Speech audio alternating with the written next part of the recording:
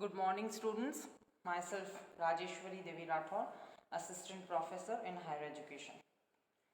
आज हम पेपर 1 आधुनिक भारत का इतिहास जो है वो लेंगे और उसमें हम टॉपिक ले रहे हैं सहायक संधियाँ या सहायक प्रथा, और इंग्लिश में इसे सब्सिडरी अलायंस भी कहते हैं, लॉर्ड वेलेस्लीज सब्सिडरी अलायंस।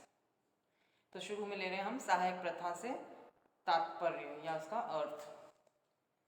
सहायक प्रथा लॉर्ड वेलेस्ली द्वारा प्रचलित एक वह संधि थी जिसे उसने भारत में कंपनी के साम्राज्य विस्तार का प्रमुख साधन बनाया था।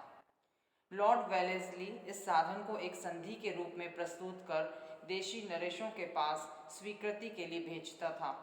जो नरेश या नवाब इसे सहर्ष शर्तों सहित स्वीकार कर लेता था, वह अप्रत्यक्ष रूप से कंपनी के प्रभुत्व में आ जाता था। जिस शासक ने संधि को स्वीकार करने से इनकार किया, उसे वेलेस्ली युद्ध में परास्त कर प्रत्यक्ष रूप से अंग्रेजी प्रभुत्व में किया। अतः उसने इस व्यवस्था से कई राज्यों को कंपनी के प्रभुत्व में ला दिया। डॉक्टर जगन्नाथ मिश्र ने इस व्यवस्था की तुलना एक मकड़ी के जाले से की है। जिस प्रकार मकड़ी अपना जाल फैलाकर अपने शिकार को फांसती है और फिर उसे बाहर नहीं जाने देती, यही वेलेस्ली ने किया। सहायक प्रथा रूपी जाल फैलाकर वेलेस्ली ने भारतीय राजा व नवाबों को अपने जाल में फंसाकर 1947 से पूर्व उन्हें निकलने योग्य नहीं रखा। नेक्स्ट है सहायक प्रथा की भूमिका। लॉर्ड वेलेस्ली के पूर्वज अहस्तक्षेप की नीति यानी पॉलिसी ऑफ नॉन इंटरवेंशन पर ही आचरण करते इंग्लैंड लौट गए।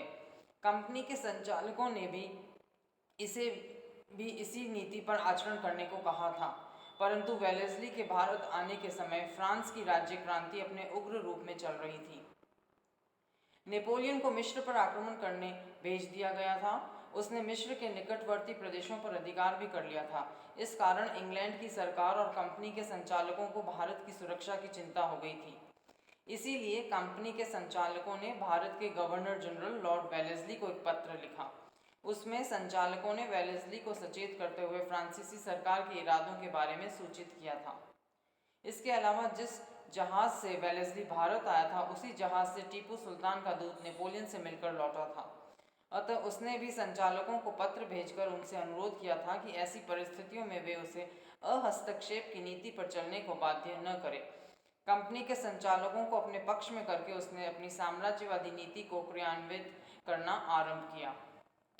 अब नेक्स्ट ले रहे हैं हम सहायक प्रथा के उद्देश्य। पहला, साम्राज्य का विस्तार करना। लॉर्ड वेलेस्ली पक्का साम्राज्यवादी था, अतः इस साधन के माध्यम से वह भारत में कंपनी का साम्राज्य विस्तीर्ण करना चाहता था। दूसरा, कंपनी के प्रभुत्व को सर्वोच्च बनाना। हालांकि इस समय भारत में यूरोप की अन्य शक्तियों का प्रभाव क्षीण हो गया था, पर वेलेस्ली किसी स्थानीय शक्ति को भी अब इतनी शक्तिशाली नहीं देखना चाहता था जो कंपनी की प्रभुता को चुनौती दे सके। अतः सहायक प्रथा का उद्देश्य स्पष्ट करते हुए डॉक्टर स्मिथ ने लिखा है, वेलेस्ली की सहायक संधि का तात्कालिक उद्देश्य ब्रिटिश शक्ति को भारत में सर्वशक्तिमान बनाना था। तीसरा उद्देश्य, कंपनी को फ्रांस के भय से मुक्त कराना। 1763 में फ्रांस ने इंग्लैंड के साथ पेरिस की संधि करके भारत छोड़ दिया था, परंतु राज्य क्रांति के समय फ्रांस ने समस्त यूरोप को रौंद दिया था। भाग्यवश फ्रांस को उस समय नेपोलियन जैसा योग्य नेता मिल गया था। उसके नेतृत्व में फ्रांस भारत पर पुनः अपना प्रभुत्व स्थापित करना चाहता था। भारत के नरेश भी उसे भारत आने का निमंत्रण दे रहे थे। उनमें टीपू सुल्तान प्रमुख था। अतः इस भयंकर परिस्थिति में वेलेस्ली कंपनी के राज्य को भारत के देशी नरेशों के साथ संधि करके फ्रांस के भय से मुक्त कराना चाहता था। नेक्स्ट है संधि की सामान्य शर्तें। लॉर्ड वेलेस्ली ने इस व्यवस्था को कंपनी का राज्य व उसका प्रभुत्व बनाए रखने का साधन बनाया था। अतः संधि का प्रावधान ऐसा बनाया गया था जो प्रत्येक नरेश को सामान्य ही लगे। ये शर्तें कंपनी के संरक्षण में आने वाले राजा को स्वीकार करनी पड़ती थी। पहली शर्त, प्रत्येक राजा को अपने यहाँ एक अंग्रेजी सुरक्षा सेना रखनी पड़ती थी। उस सेना का सारा व्यय उसी नरेश को वहन करना पड़ता था। यदि वह रुपया देने में असमर्थ होता तो उसे अपने कुछ प्रदेश देने होते थे। दूसरा, वह सेना पूर्णतः कंपनी के नेतृत्व में कार्य करती थी। तीसरा, प्रत्येक राजा को अपने यहाँ एक अंग्रेज रेजिडेंट रखना होता था। उस रेजिडेंट की मंत्रणा से राजा को शासन संचालन करना पड़ता था। चौथा, देशी नरेश सिवाय अंग्रेज़ों के अन्य यूरोपवासी को अपने यहाँ सेवा में नहीं रख सकते थे। यदि रखते थे तो उसकी कंपनी सरकार से पूर्व अनुमति लेनी पड़ती थी। पांचवां, संधि पर हस्ताक्षर करने वाले शासक को यह स्वीकार करना होता था कि उसके हित कंपनी के हित होंगे और कंपनी के हित उसके हित होंगे, अतः वह कभी ऐसा कार्य नहीं करेगा जो कंपनी सरकार के अहित में होगा। छठा, देशी नरेश को यह भी वचन देना पड़ता था कि बिना कंपनी सरकार की पूर्व अनुमति के वह दूसरे राज्य से संबंध स्थापित नहीं करेगा।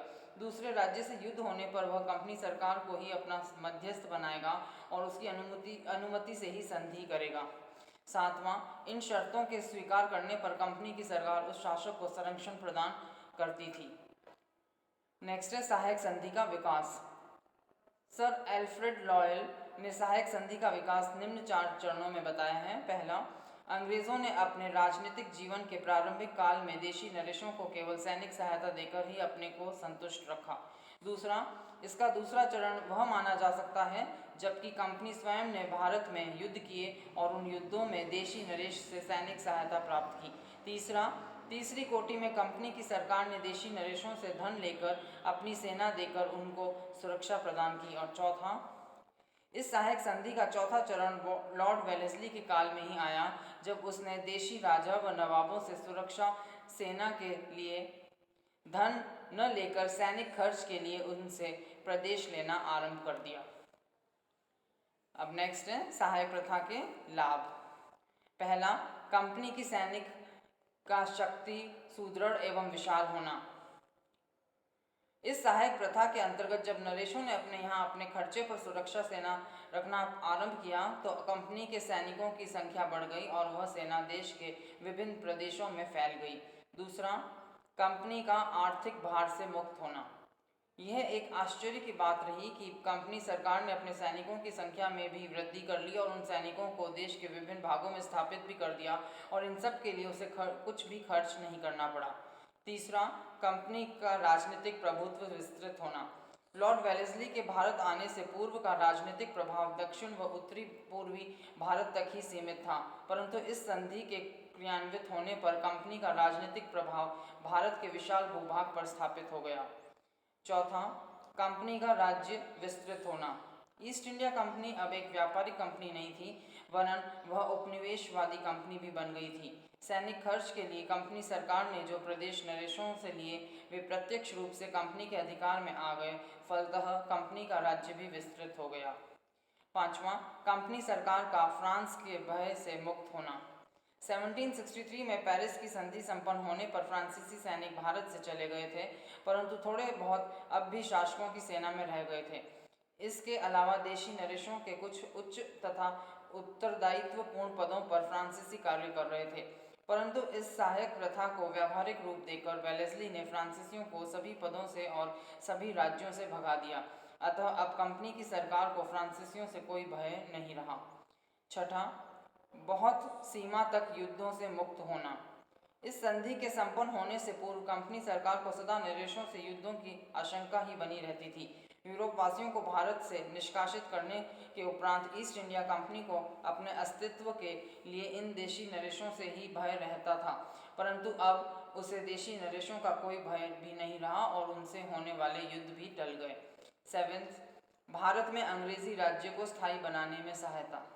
जिस प्रकार लॉर्ड कॉर्नवालिस ने अपने स्थायी बंदोबस्त से जमींदार वर्ग को जन्म देकर अपना एक स्वामी भक्त वर्ग पैदा कर लिया था, उसी प्रकार लॉर्ड वेलेस्ली ने सहायक प्रथा के माध्यम से स्वामी भक्त राजा व नवाबों का एक वर्ग उत्पन्न कर दिया, जो वर्ग 14 अगस्त 1947 तक ब्रिटिश सरकार का स्तंभ स्वरूप सहायक बना रहा। तो ये थे सहायक प्रथा के लाभ। अब ले रहे हैं हम सहायक प्रथा से हानियां। लॉर्ड वेलेस्ली ने सहायक संधियों को बड़ी मुरादों के साथ लागू किया था और वह तो अपने उद्देश्यों में बहुत सीमा तक सफल भी रहा, परंतु देशी नरेशों के अस्तित्व पर इन संधियों के बहुत घातक प्रभाव पड़े। इस प्रथा से देशी नरेशों और भारत देश को जो अनेक हानियां हुई, उनमें से कुछ प्रमुख इस प्रकार हैं। पहली, देशी नरेशों की स्वतंत्रता का समाप्त होना। देशी नरेशों ने कंपनी के साथ संधि करते हुए तो बहुत सुनहरे स्वप्न देखे थे। उन्होंने अंग्रेज़ों के संरक्षण में अपने को व अपने राज्य को सुरक्षित समझा था, परंतु उनके ये सुनहरे स्वप्न शीघ्र धूमिल हो गए। वे अब अपने राज्य के प्रशासन में स्वतंत्र नहीं रहे। धीरे धीरे रेजिडेंट राजा को अपने सुदृढ़ शिकंजे में जकड़ते गए। राज्यों का प्रशासन पूर्णतः रेजिडेंट के हाथ में चला गया। रेजिडेंट के अलावा राज्य के अन्य उच्च एवं उत्तरदायित्वपूर्ण पदों पर भी अंग्रेज आसीन होने लगे। नाबालिग बच्चा छोड़कर मर जाने पर उस नाबालिग नरेश के संरक्षक भी अंग्रेज ही बनने लगे। इस प्रकार देशी नरेश पूर्णतः कालांतर में अंग्रेजों के हुक्म के गुलाम बन गए। दूसरा, नरेशों का प्रशासन के प्रति उदासीन होना। जब राजा व नवाबों के प्रशासनिक अधिकार रेजिडेंट ने अपहृत कर लिए तो राजा व नवाबों ने प्रशासन की ओर ध्यान देना ही बंद कर दिया। उनका कार्य केवल ऐश व आराम करना रह गया। तीसरा, नरेशों की आर्थिक अवस्था का दयनीय होना। प्रथम तो नरेशों को सुरक्षा सेनाओं के खर्च के लिए अपने कुछ प्रदेश देने पड़े, जिससे उनके राजस्व में कमी आ गई। दूसरे, अंग्रेज रेजिडेंट व अन्य अंग्रेज अधिकारियों के ऊंचे वेतन तथा खर्चों के कारण राज्य के खर्च बढ़ गए। नरेशों की विलासिता ने उनका जीवन आर्थिक दृष्टि से और भार स्वरूप बना दिया। इसके अलावा नरेशों में इंग्लैंड जाना एक फैशन बन गया। इससे भी उनके खर्चे बढ़ गए। इससे राज्य दिवालिये होते चले गए और अंग्रेज़ों ने अपना निर्धारित धन लेना बंद नहीं किया। नेक्स्ट, चौथा, नरेशों की सैनिक शक्ति का निर्बल होना। अंग्रेज़ों की सुरक्षा सेना रखने के बाद नरेशों को निजी सेना रखना एक कठिन कार्य हो गया।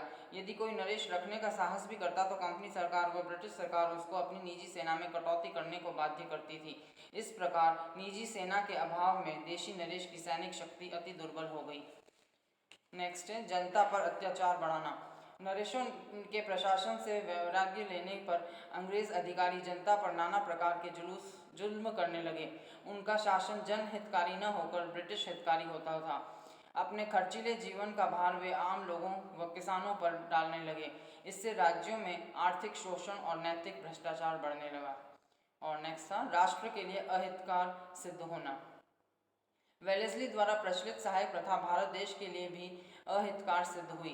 प्रथम तो ब्रिटिश सरकार से प्रत्यक्ष रूप से शासित 11 प्रांतों के अलावा 565 के करीब देशी रियासतें बना दी।